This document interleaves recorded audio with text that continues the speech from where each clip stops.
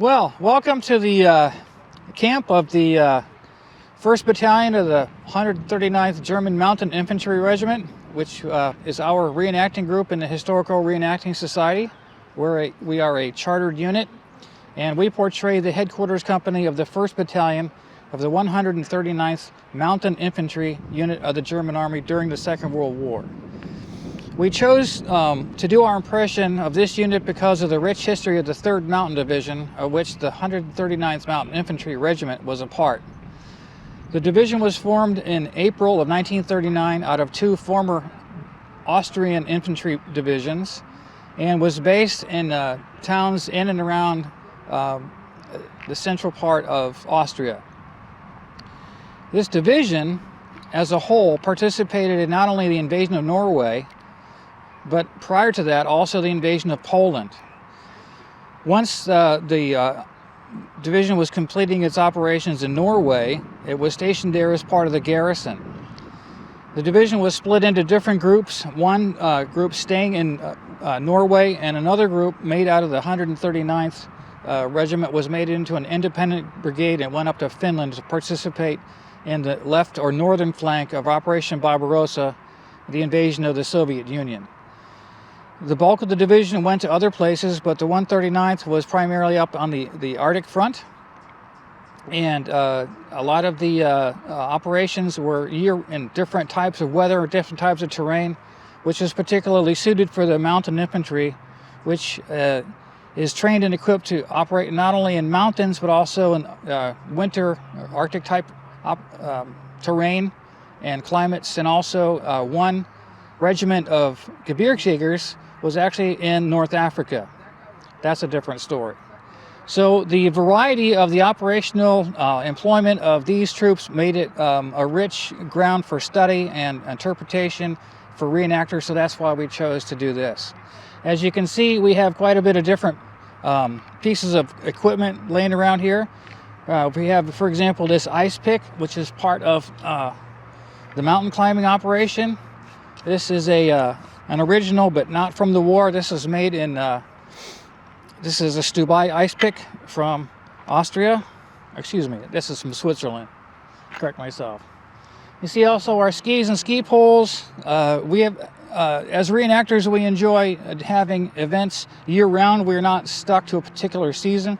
So we have operated in winter, spring, summer, and fall, and some mixes in between. We've actually experienced some of the harsh climate changes in muddy and watery conditions and sub-zero temperatures, just like our soldiers that we have studied as part of our look into the history of the Gebirgsjägers. What you see here is a small part of what we believe a forward command post looked like for a battalion. Each battalion had a headquarters company and up to 3 line companies and a heavy weapons platoon also. So from here, this would have been the operational brain center of the planning and command and control of the battalion's operations.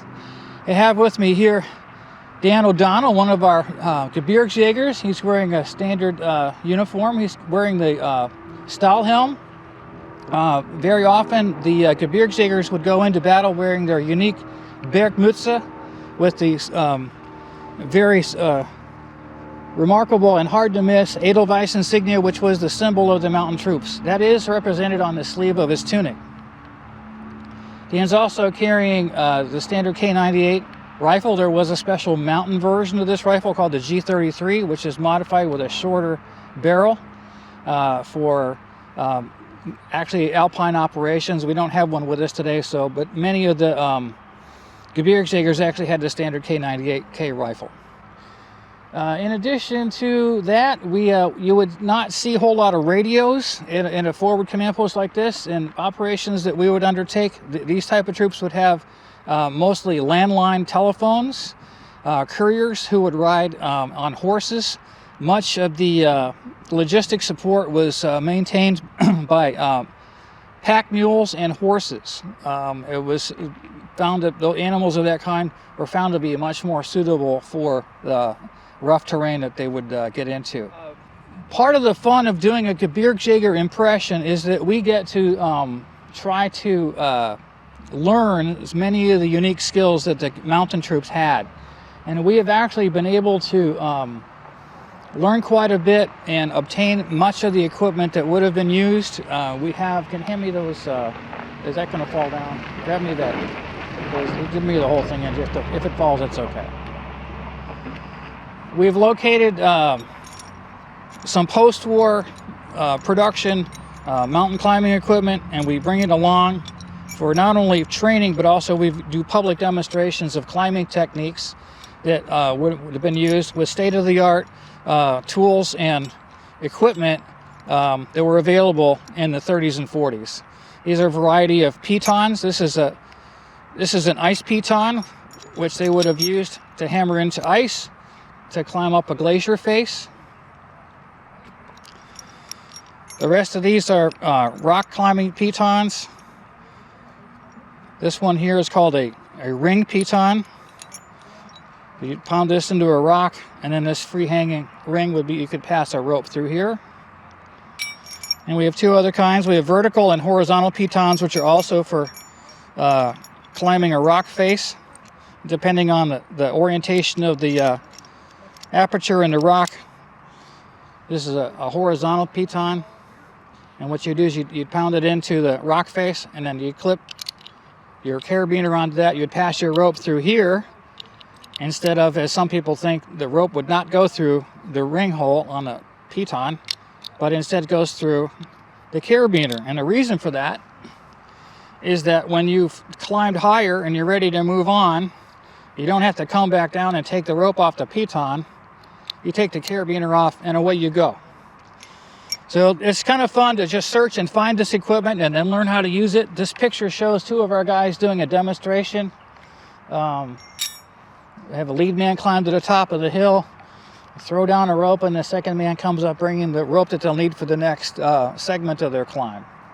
This is a lot of fun, and it's we are not your standard everyday German reenacting unit. We get to do this extra stuff. We get to go skiing, we get to go snowshoeing, we get to mess around on the hills and do some informal climbing practice, and we sort of enjoy all that extra stuff in addition to the soldiering experience that does happen as part of the reenacting effort that we put on. Most of our members live in Wisconsin. We have a small number of folks in Illinois.